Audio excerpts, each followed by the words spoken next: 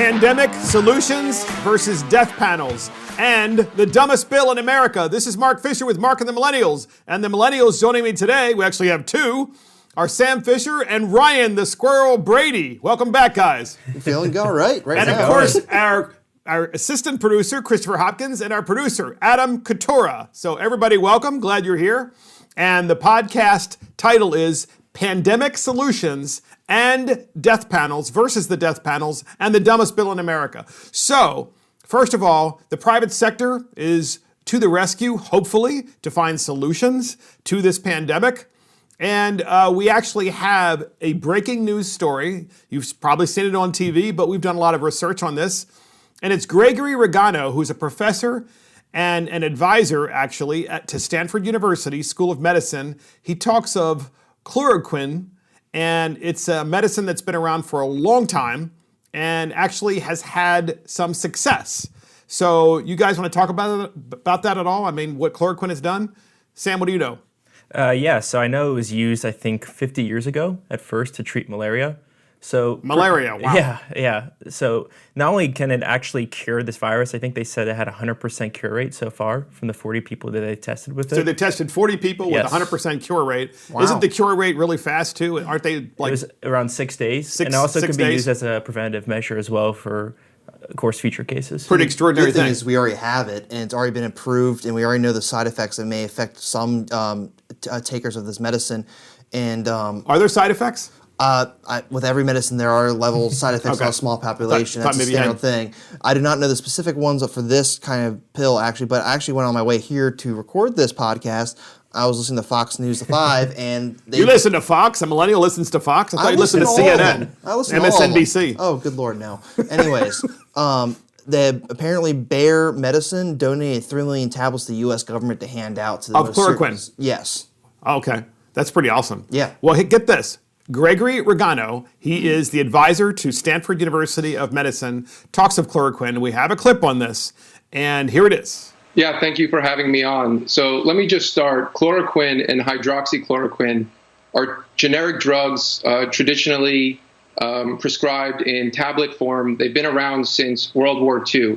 They're on the World Health Organization's list of the most essential medicines, and they're generally accepted as safe. Especially hydroxychloroquine has an even better safety profile than chloroquine. And what we see in both the South Korean and Chinese treatment guidelines, we don't have clinical trials yet from there, they both say use chloroquine as a treatment. And what I'm here to report, and I'm kind of front-running him, and I have to apologize, but we are in a state of emergency.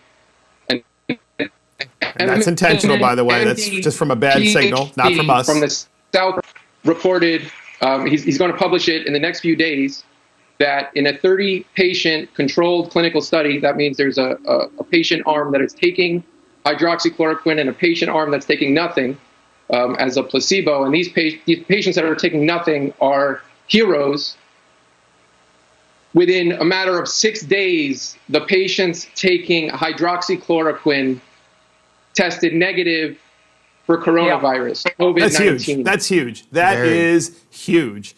And we're talking about solutions, right? Here is a private sector solution. These are people who are across the world, certainly in the United States, because this gentleman, of course, is an American and works with Stanford University. And they're talking about unique ideas to try to solve a problem because we don't have enough ventilators. And if you are someone, by the way, it's not just the old who are sick already, who might need ventilators. A lot of young people in America may need ventilators. And while they may survive, they will survive in a situation where it will be hell on earth. And so we need to find a solution. Go ahead. Yeah, just to add on to that, the New York Times reported yesterday that out of essentially everyone who's hospitalized right now, 38% of those are from ages 20 to 54. Incredible. Additionally, half of the people in the intensive care unit were under 65. Right. And of course, everybody thinks that, it's everybody that's 80 or 90 or 100 years old. It's true. Or they're basically on death's door already. It's not the case. It's not the case. There are a lot of people. Everyone can get this. Absolutely. It's a matter of, it's almost, I don't want to say a matter of if or when, but like there's a high chance that you'll eventually get it later down the road. That's why we're all trying to be self-distancing and quarantining ourselves to flatten the curve so we don't over inundate the hospital systems, and there's not enough medical supplies and doctors and nurses and ventilators to take care of all these most egregious patients. Versus death panels, right? So solutions versus death panels.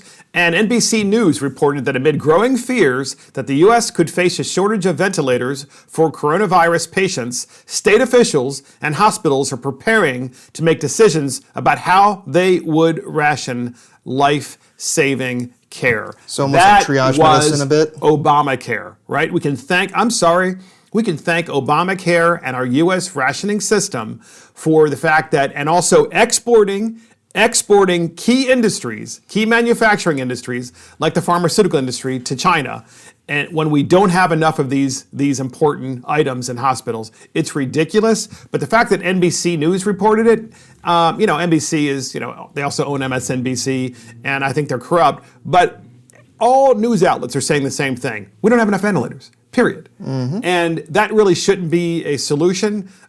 We should have some other solution long before you get to the point where they put a ventilator on you to be able to keep you alive. That's just my personal opinion. And thoughts on this, Jens? There's actually I think there's a news story circulating. I don't have enough details, but someone's printing these 3D valves systems that are somehow helps clear. I don't know what the medical purpose is, but apparently it's doing good work. There's not enough of them by the company that makes it, but the company is getting upset and almost like asking for a cease and desist for this person to make these 3D valves that help actually help someone get past coronavirus, which is interesting.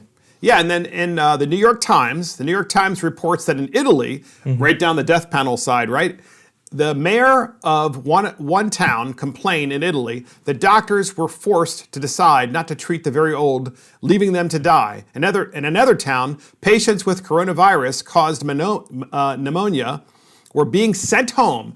Elsewhere, a nurse collapsed with her mask on, her photograph becoming a symbol of the overwhelmed medical staff. It's just unbelievable. And here's an example of why you want to flatten that curve. That is to say, you don't want this huge curve where people are surging to the hospital and you have thousands, if not maybe tens of thousands of people rushing to the hospital. There's no physical way to handle it.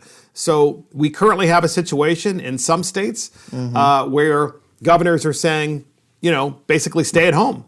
Don't leave unless you have to go buy food or unless you have to buy gas or something like that. Thoughts? But we are preparing for an influx of patients that have coronavirus symptoms that may test positive or negative for the coronavirus, and that's why they're opening up a lot of parts of hospitals that are not necessarily designed to be intensive care units, but they're basically converting them to handle the extra influx of people with this particular disease. It's true. Go ahead, Sam. The issue with Italy, too, is they're the best example when you rely way too heavily on the public sector.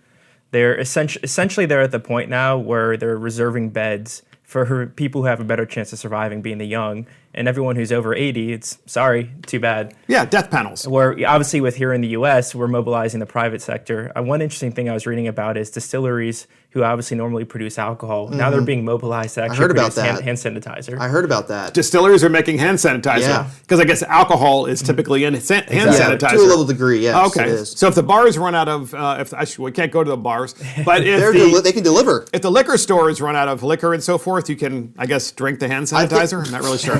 Oh God, no! Bathtub gin. Let's bring that back. No, don't do that. But actually, back to the Italy thing. I'm wondering why they're prioritizing care on if instead of the elderly, they're prioritizing care on the middle-aged and younger people in the country because Europe has steadily declined in growth population. So they're trying to ensure their economic capital still retains after this goes through. Right, and so it's a little bit of a long stretch, but thinking geopolitically and strength of a country, you kind of think about it. And one of the solutions, right, versus death panels, is the fact that people are going to be losing their jobs, and people right now are staying at home because they don't want to get infected, and so naturally, they get bored or they don't have enough food at home. So the gig economy comes to the rescue. There's a Wall Street Journal article about the gig economy, about how DoorDash and Uber Eats and many other companies that deliver food are there to fill the void. You order, of course, online. where you call the restaurant and then the next thing you know, DoorDash or Uber Eats brings the food right to your door,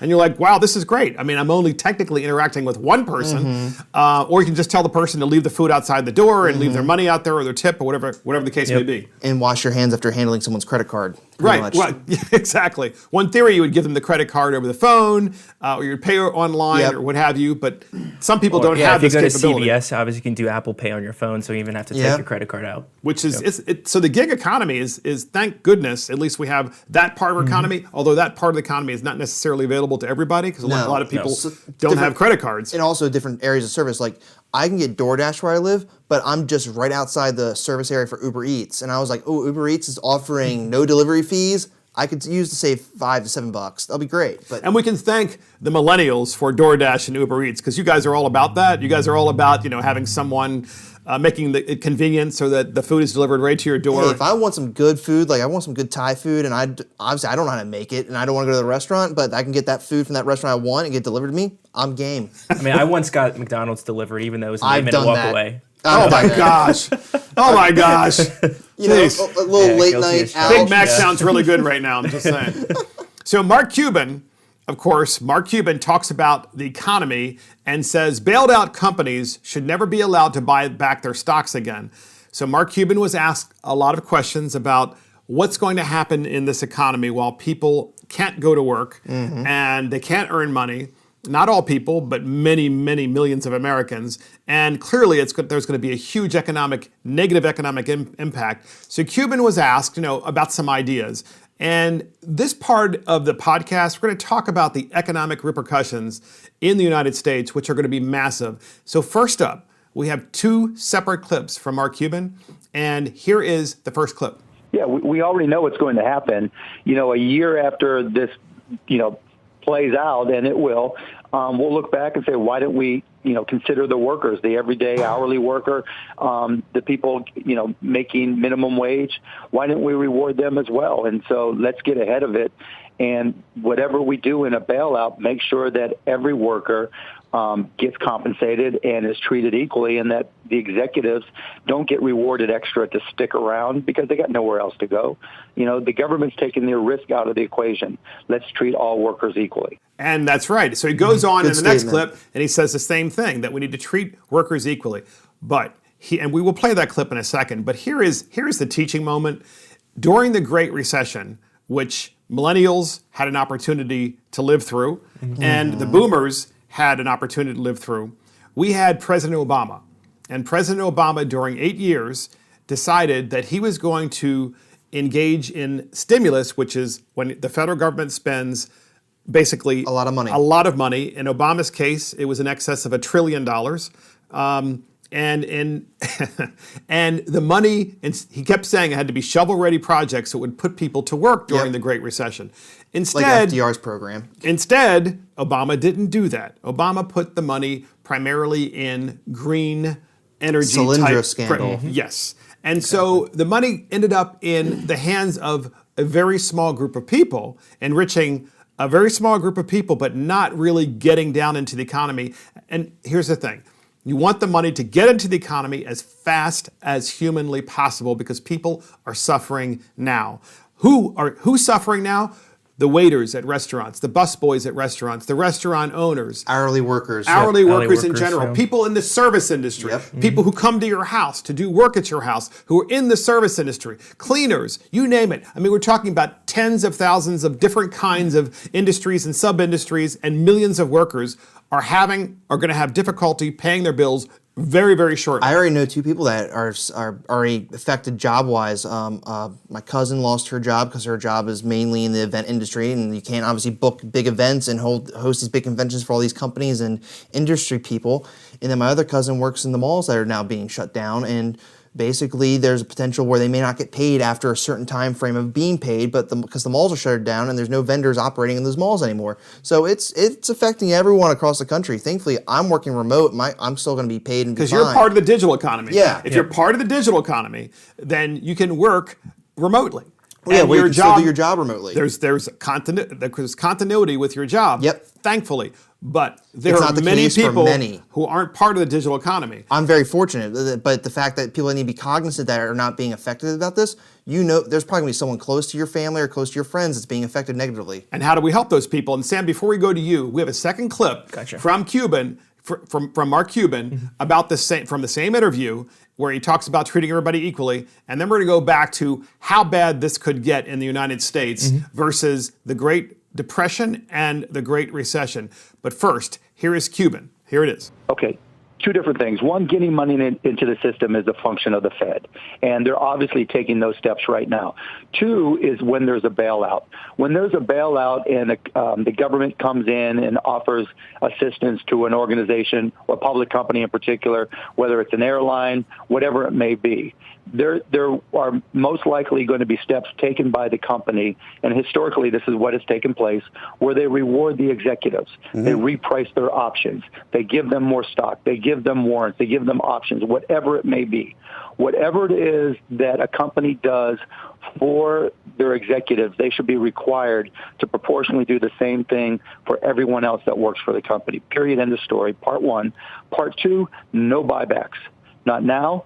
Not a year from now, not 20 years from now, not ever, because effectively you're spending taxpayer money to buy back stock, and to me, that's just the wrong way to do that. Well said. Basically, Cuban is saying that if you want to help companies and you want to inject money into those companies, maybe one way to do it is through the executives and so forth. But his point is that if you spread stock around, you start issuing stock, then they can sell their stock when the company, and then you're really enriching people.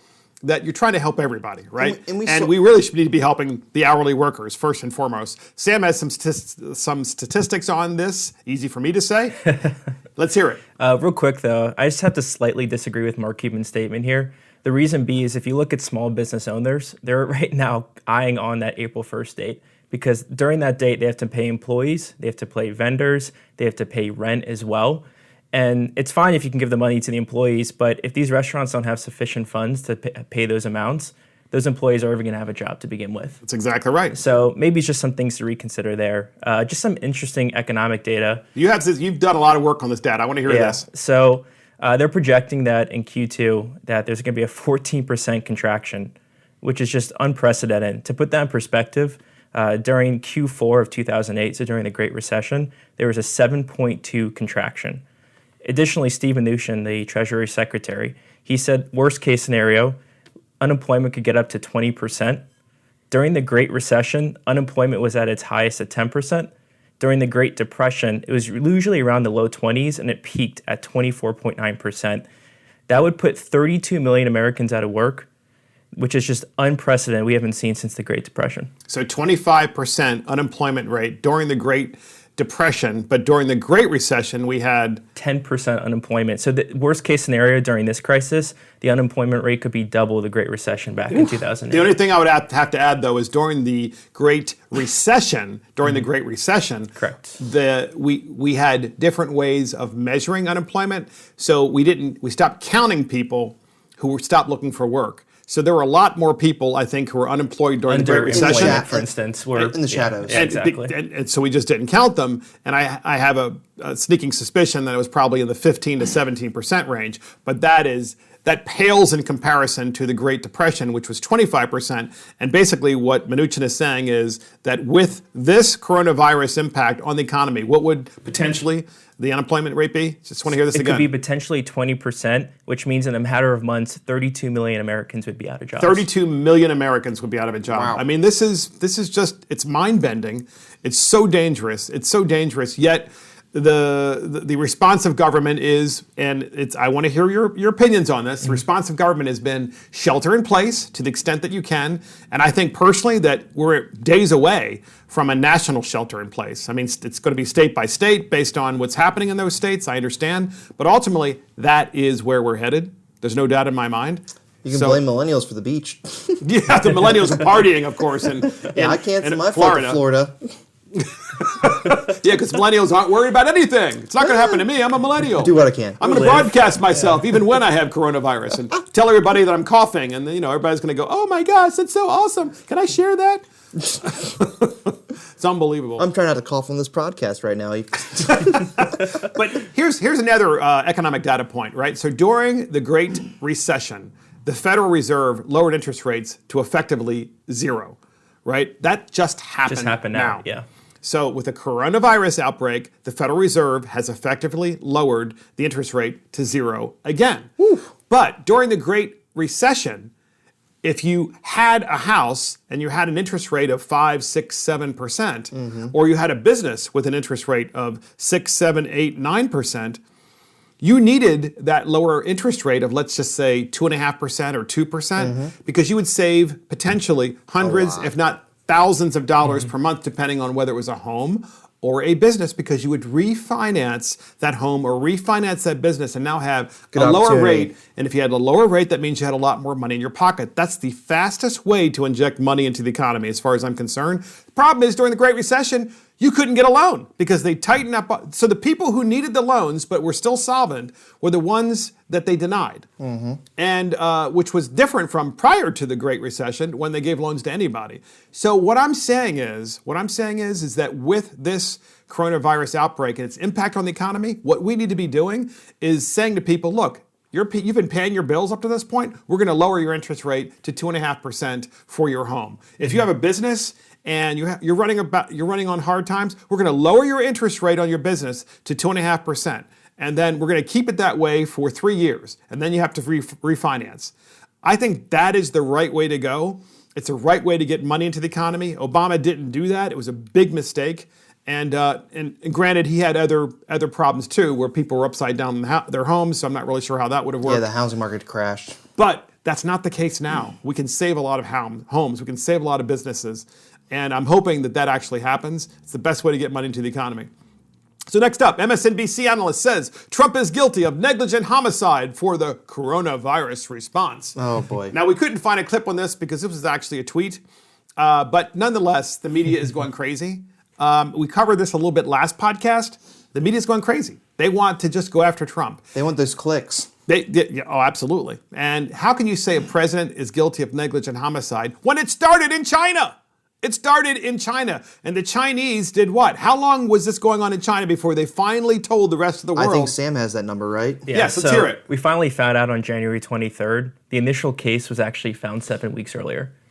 How long? 7 weeks. 7 weeks. So almost 2 months. And the fact that the Chinese government, rather, I don't think the Chinese people just have to follow their government, but the Chinese government basically lied, withheld information, stamped out any news reports of what's happening in Wuhan. And the fact is, you actually have leaders in the Chinese government themselves, even when they announce it, saying, oh no, it was an American soldier, it was this, it was that, the Americans are doing this. And then you have a Chinese guy in South Africa saying this about the United States. You have Chinese guys in the what you call the Politburo for the Communist Party? Politburo. Yeah, there we go, thank you. I can't speak right now. Saying all these things, and also it's like very squirrely. Yeah, it is very squirrely.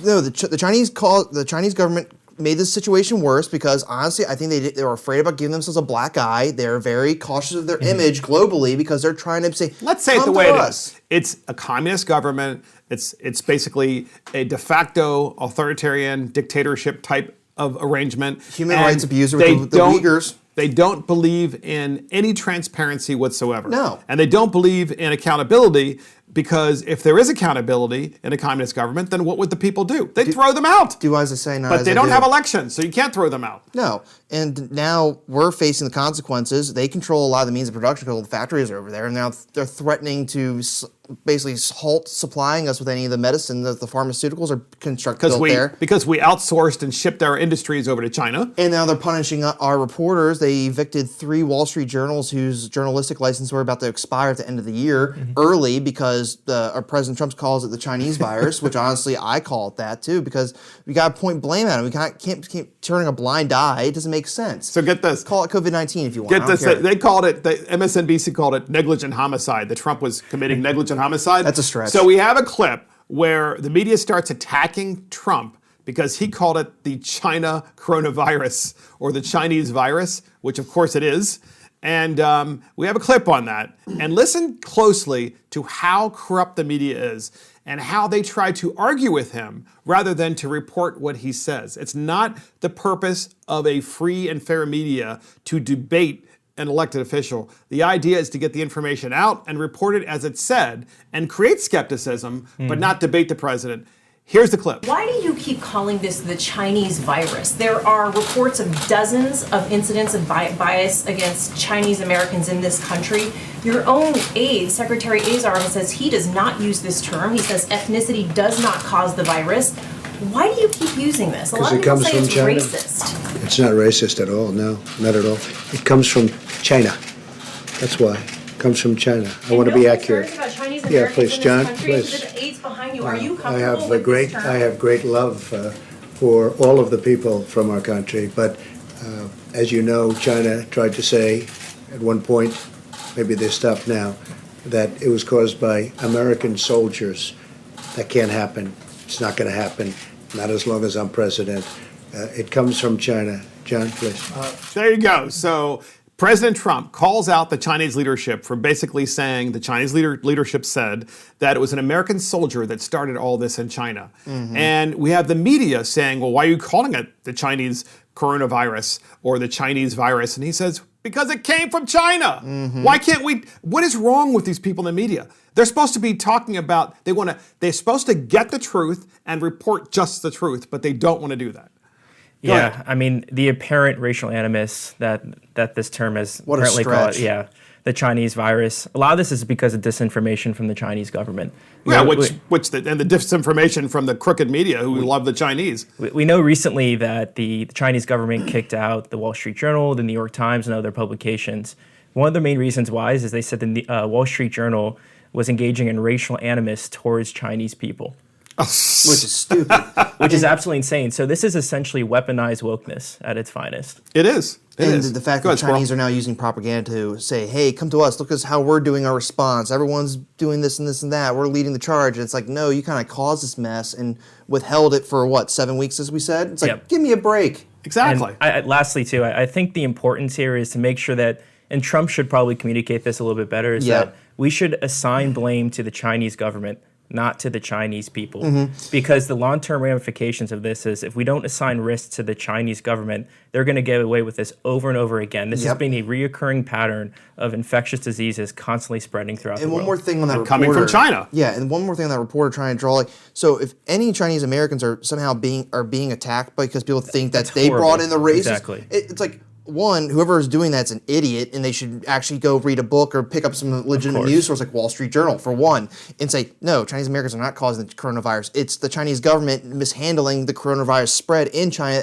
and allowing international travel for 7 weeks. Wouldn't it be nice, too, if the same person who asked that question of President Trump, if President Trump said to that individual, you should ask that question to the president of China. Yeah. President Xi, because if you did that, you would find out that he would, your job. Yeah, he would be getting rid of you very quickly. And especially if anyone were there when you actually ask him that question, you probably sent to a re-education camp, or you'd be expelled from the country because you can't even ask those kinds of questions in communist China. Yeah, and the fact is, though, if Trump was a better orator, as I try to say that fancy word, I think the message, squirrel word. He would have been able to disarm her argument way better. But I think he did great on that one. Well, he did good. He made a very clear, blunt point. She sounded like an idiot. Well, she did. But to some people, it's just, oh no, that's a great point. If the shoe was on the other foot, all I gotta say. So get this. Go ahead, Sam. I was just going to say, a lot of this is just incredibly ironic, as China is an ethnocentric state that puts Uyghur Muslims in concentration camps, and then they're calling racism. So. Oh yeah, right. We're being racist to talk about what happened in a Chinese country that was, basically started by the Chinese. And the Chinese government say, we take great offense that you call it the Chinese virus. Like, well, you guys kind of just totally screwed the world on this one, just so you know. Yeah. Exactly. So next up, Democrat lawmakers call on Republicans to apologize for bigoted coronavirus language. So here's what happened.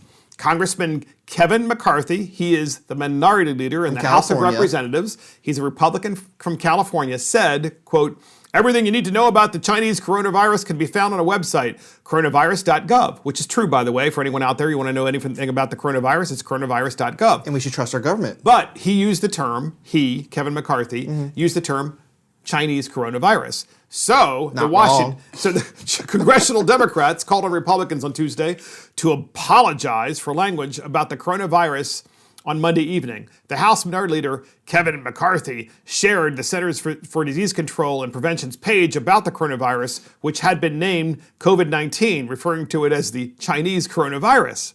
And, of course, the condemnation came quickly from Congressional Asian Pacific American Caucus and House Democrats. I'm sorry, folks. Swing and a miss on that one, first and foremost, the Congressional Asian Pacific American Caucus, you're Americans. Yeah. All right? You're Americans. And they said, okay, it was Representative Grace Meng, Democrat in New York, I'm assuming she's Chinese, said, who is the vice chair of the Congressional Asian Pacific American Caucus, replied to Kevin McCarthy in a tweet. She said, it was hurtful, adding that Asian Americans were getting attacked because of this exact type of rhetoric. I really kind of doubt that. Because I know we've seen tweets. Yeah. I know we've seen clips and there stuff like that. There are idiots out there. But there are idiots out there. That has nothing to do with the facts. What they want us to do is to not talk about the facts. Mm-hmm. And therefore say we can't talk about the facts because if we do, people might, get injured. Yeah, and you can't speak hard truths anymore, unfortunately, because unfortunately someone's going to find offense in some regard. It would help, though. Finish the issue. Let me ask you guys something. I agree. It would help if the president said it's the communist Chinese government that has caused this virus, and the Chinese people are being, basically subjugated and suffering because of communism. That would have helped if he said that. He did use the general word Chinese, which you could, of course, infer that it meant all Chinese people, which I'm quite certain that the Chinese people in China are not happy with their government right now. Yeah. Don't you agree? I mean, kind of makes sense. The Chinese government's overly sensitive to anything about them. So next up, de Blasio. Mayor de Blasio of New York defends going to the gym during the outbreak. So de Blasio tells everybody, don't go in large crowds or small crowds. Try to self-isolate because this is New York City after all. What does he do? He goes to a gym where there are tons of people. Classic socialist person, de Blasio. An absolute socialist. He even admits he's a socialist. He wanted to nationalize the factories. Right. He's right there with China because they're socialists, because communism is socialism and socialism is communism. But de Blasio is the mayor, and he's like, no, don't follow what I do. I'm special. We have a clip on this. You can't believe what you're going to hear. Here's the clip. On a personal note, I want to ask you how you're coping. You went to the gym yesterday and Twitter lost its mind. I don't get it, but we'll move on with our lives. The gyms are all closed now, Allison. Yes, I know that the gyms are closed. Is there any sense that you were late personally to get your arms around what the sacrifice that's required? No, everyone is going to have to make sacrifice, but as our health commissioner said yesterday, people still are in new ways are going to have to get exercise. Whatever scenario, we're going to tell people how to stay healthy. It may be a walk, it may be a jog, but obviously socially distanced until and unless we get to the point of literally ordering everyone indoors. So this is going in stages. Somehow people are going to have to stay healthy and sane through this, and it's going to take a lot of improvisation for sure. And sane. Mayor Bill de Blasio, we really appreciate all the information. We always like seeing you in studio. Thanks so much. Oh, yes, Mayor Bill de Blasio. We're so thankful for you being there and just being such a great leader and not doing anything that you're telling everybody else to do. Yeah. I just want final thoughts on this. First of all, Sam, you are living in Manhattan. Yeah. So tell us what you think. I mean, Bill de Blasio, beach body for me, but not for thee. Well done. Oh, yeah, I'm sure he's got a great beach body. So next up, real quickly. So what is going to be the impact of all this on globalization and China? It's a big setback for China and globalization. Do you think companies that are based in Western countries but have factories in China are going to start rethinking that? I think they should to protect their supply chain and also not to kowtow to the Chinese government and actually be able to operate efficiently in the Chinese market space. Go ahead, Sam. I mean, I said this last time too, but when we invest money, we diversify our portfolio. I mean, these companies have to start thinking about diversifying their supply chains. Absolutely. I mean, there's no doubt that for the first time since globalization started, especially with respect to the United States companies, for the most part, shipping all those jobs and factories and important industries overseas, for the first time, that people are rethinking it. And who was the first president in American history that actually ran in 2018 16, excuse me. I'm losing my mind because, sorry, time is going by so fast. In 2016, when he was running, the first thing he said was, we have towns that have been gutted because companies have moved their factories and manufacturing overseas. This has been a decades-long problem since the 70s when the special economic zones were opened up through Nixon. Nixon opened up first of all, Nixon opened up the markets with China because of the Sino-Soviet dispute. He wanted to draw a wedge between the Soviet Union and China, which existed but was very well covered up. And so that's why Nixon did that. That was about geopolitical politics and had nothing to do with economics. I'm not saying that, but also the difference is now it was the Bush administration, Bush 1, and it was the Clinton administration, and it was Bush 2, and it was Obama who systematically made sure that industries were sent overseas. It's a bipartisan failure for sure. Absolutely. I agree that the turning point, I think it was year 2000, is when actually China was admitted to the WTO, the World Trade Organization.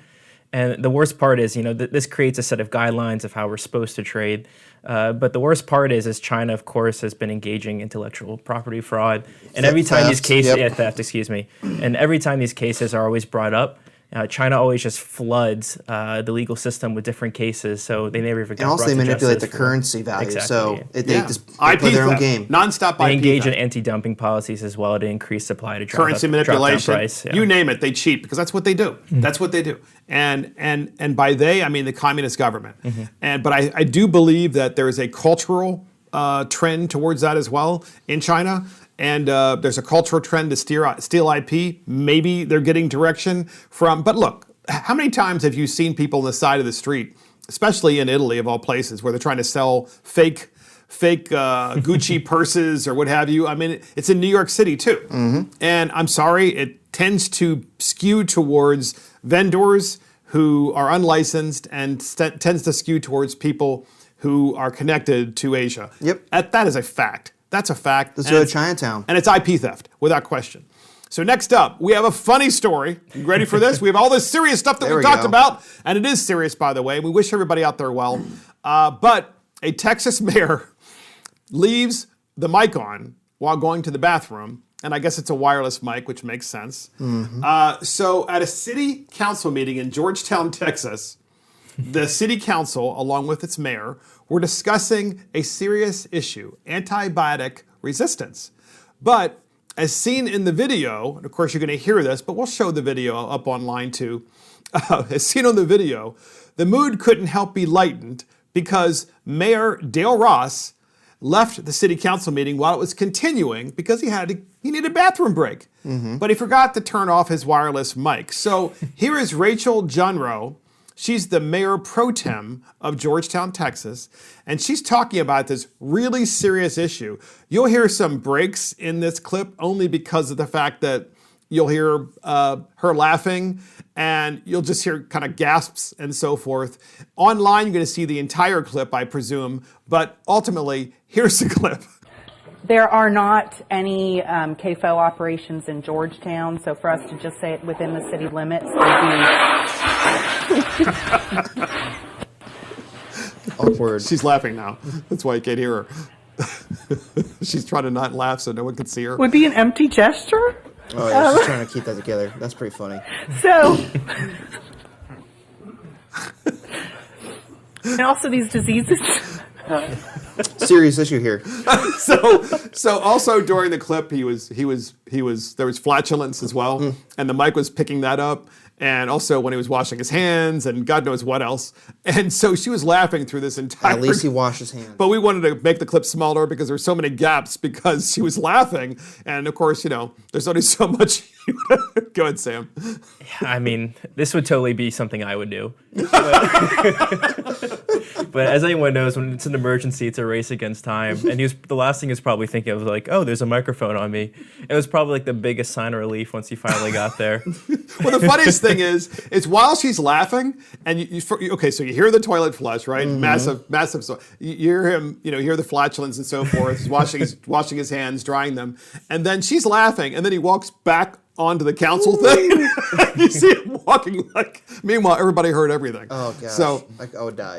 so next up, we have the dumbest bill in America. It's the dumbest bill in America. And Mr. Assistant Producer, what do we have to lead up to the dumbest bill in America?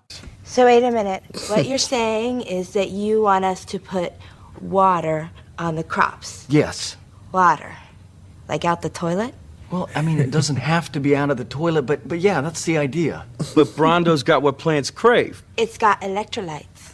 So, of course, that is the famous clip from the movie Idiocracy, a democracy gone awry with a bunch of really stupid people. Incredible. So because they're relying on technology. Because they're relying on technology, yes. At least their idea of technology. And that's why we have it as the lead up to the dumbest bill in America, because that's the whole movie is about stupidity and idiocracy, which sometimes I think our state's getting to. But the dumbest bill in America is from Minneapolis. It's a Minneapolis plastic bag ban. I have no doubt that there are podcast listeners out there who might agree with a plastic bag ban. I think it's stupid. Minneapolis City Councilwoman from the 10th Ward, Councilwoman Laura Bender, in August of 2017. In August of 2017, they started out with a plastic bag ban in Minneapolis. And they had all of these, they had discussions and so forth because, Laura Bender is this very woke progressive who wants to just, stop people and ban everything. Well, we have a couple clips from this. And you're going to enjoy this because there's a lot more to the story than just a plastic bag ban. Here's the first clip. We've been talking about this in the city of Minneapolis for something like 5 years. It was actually my predecessor in the 10th Ward who first sort of lightly proposed regulations on plastic bags. And then the official process has been happening for, I think, 2 years, including our adoption of an ordinance that was then retroactively preempted by the state. So I think the suggestion that we need more community engagement on this issue is maybe just more of an opposition to the policy itself. Yeah, we don't need any more community engagement on the issue, she says. And that's from 2017. And you might say, well, why are you talking about something from 2017? Because they went ahead and of course they banned plastic bags, but ultimately what happened is the state of Minneapolis, the legislature actually overturned the ability of the local governments to ban plastic bags, which was interesting, right? So it's state versus locals. And so we have a second clip from Laura Bender talking about this, and here it is. We've had years of community engagement about this issue and already voted on it as a body. Again, we're having to go back and adjust our own local control issues because of preemption by Republicans in the state legislature who listened to the plastic bag lobby and, again, took away our local control over an ordinance that we had already passed. So I think, again, the sort of procedural suggestion that we would need more community engagement before voting on this, I think maybe just is in opposition to the underlying policy itself. So in other words, those bad Republicans in the state legislature stopped the Minneapolis City Council and its mayor from banning plastic bags because the Republicans overturned their ability to do that because of the plastic bag lobby. Have you ever met a plastic bag lobbyist, Sam? Yeah, that would be a first. What's really funny, too, is amidst this coronavirus crisis, other states such as California are actually talking about reversing the plastic bag ban. Why? The reason is because the reason we use plastic bags in the first place is because alternatives such as paper bags use a ton of energy to produce. So what people started doing is they started using reusable bags. However, the big issue with reusable bags is they're huge carriers of pathogens, such as the coronavirus. Yes, they get dirty. So obviously, plastic bags are incredibly disposable, very easy to use, they're super cheap, and perfect for a time like this. That's awesome. What do you think? Come on, Squirrel, you probably love the ban. yes and no, but I was kind of dismayed. I think last year where I live, my jurisdiction no longer recycles plastic bags. Where I'm like, it's going to decompose over 500 years in a landfill, and I'm just. I actually don't know how long it takes, so I'm going to take your word for it. I'm not really sure. It takes a long time, but I think it's 500 years. But basically, it just sits there in a landfill. I just feel very bad just throwing in the trash and it's going to. I'm like, but I don't. They're not single use actually, because you can use those little single use plastic bags to put them as a liner in your trash can, especially in bathrooms. Where I use that all the time. You could use them to take your lunch to work. Yes, right. Yes. In fact, you could use them multiple times. I do have a good stash of plastic bags when I need to use them for one-off deals, like small trash litter collectors. But yeah. But even though we've talked about this, and this happened in 2017, and then of course the General Assembly in Minneapolis overturned the ban. Yep. Then Minneapolis City Council just put into effect about a month and a half ago a plastic bag tax. So they're finally taxing, that's what they want to do, because they couldn't ban them, so they're taxing plastic bags. But of course, as always, the woke progressives never have any kind of solution.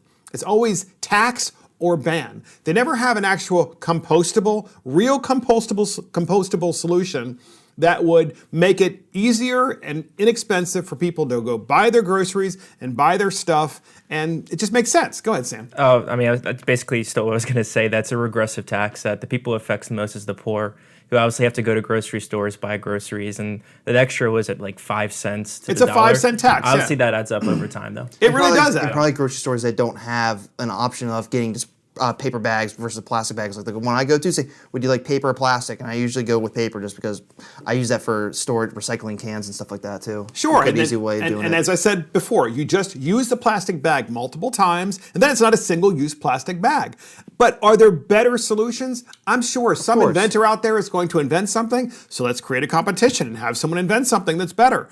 But no, woke liberals, woke progressives, it's always about the banning. And to me, that's what people that really have never been in the private sector understand. It's, I'm in government, I'm going to be a Stalinist, I'm going to ban. That's what I'm going to do. Final thoughts on the plastic ban bill and the dumbest bill in America. Gents, come on. I want to hear it. Let's hear it, millennials. I'm in the between on this one. There's a lot of different alternatives that could be happening or could be invented that could go around all these issues. But honestly, I'm just right now, I wish they recycled plastic bags more. Yeah, but I don't disagree with that, the recycling part. Go ahead, Sam. Final thoughts. Virtue signaling at its finest. It absolutely is. So that's it from Mark and the Millennials. Thank you for joining Mark and the Millennials. This is Mark Fisher. Thank you to our Millennials, Sam Fisher, Ryan the Squirrel Brady. Howdy. And of course, our producer, Adam Couture, and our assistant producer, Christopher Hopkins. Join us on iTunes, Spotify, YouTube, Facebook, and our website. See you next time.